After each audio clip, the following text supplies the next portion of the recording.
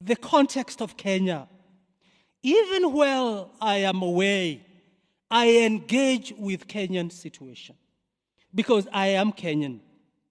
And you remember when I was the provost here, my considered conviction was you cannot look at life in a binary way, that there is holy and there is unholy. There is what is political and there is what is church. When politicians want to use the church to propagate their agenda, they say church and politics is one. When we become very tough on them, they say, no, you do the church things, leave politics to us. I am convinced, as a theologian, I am a politician as well. And politics is talking about the governance of a nation. And the church and church leaders must engage in such. So we hear the cry of our country. The cost of living, the depreciation of the Kenyan shilling against the dollar, which is affecting the prices of most of the commodities because we are net importers. When I hear of that cry, it is very sad. I hear of a ruling class that doesn't seem to care about the depressing situations of this country. We have a weak parliament that can be used by the executive to add taxes to Kenyans. When this government was campaigning, they said they are going to reduce taxes. In fact, they were criticizing the then government, which they were part of, because of the high taxation. But today, the load of taxation is becoming heavier and heavier. And this is happening at a time when we hear of cases of grand corruption. So on one hand, you tax people. On the other one, the same government gets into scandals of corruption. For example, the edible oil. What has the government to do with edible oil? Any government project is riddled in a lot of corruption, unfortunately. And then you are told it is not fit for human consumption. Fuel prices are not making sense in Kenya. If you compare with the world, the prices are going down. In Kenya, they are going higher, affecting the lives of the poor Kenyans.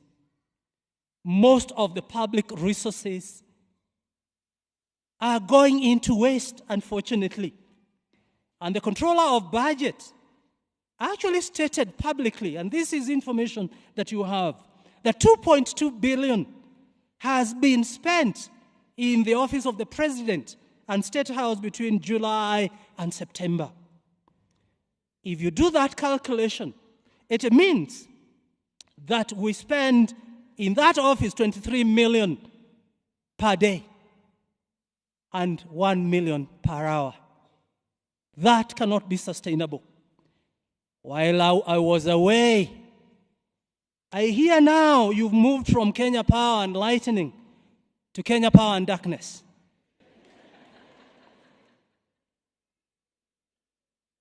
And I even hear now you want to spend billions of shillings to unbundle the power lines. This is corruption after corruption after corruption in a government that looked very Christian. And you remember I told them not to hide in Christianity. Christianity is being men and women of integrity. You cannot use Christ to come to power, and then when you get there, you become a corrupt leader. The context in Kenya is becoming even sadder with the weakening of the opposition. While we should be having a very strong opposition by this time to check on the government, it's becoming weaker and weaker, and we can't hear the voice of parliament, but also the schemes that you see to silence people. The other day I was reading of somebody threatening Kenyans not to go to court. Kenyans have the right to go to court. And leaders political leaders, I wish they were hearing me, should never threaten Kenyans. They are there because we voted. And they are there as servants, not as bosses. No threats.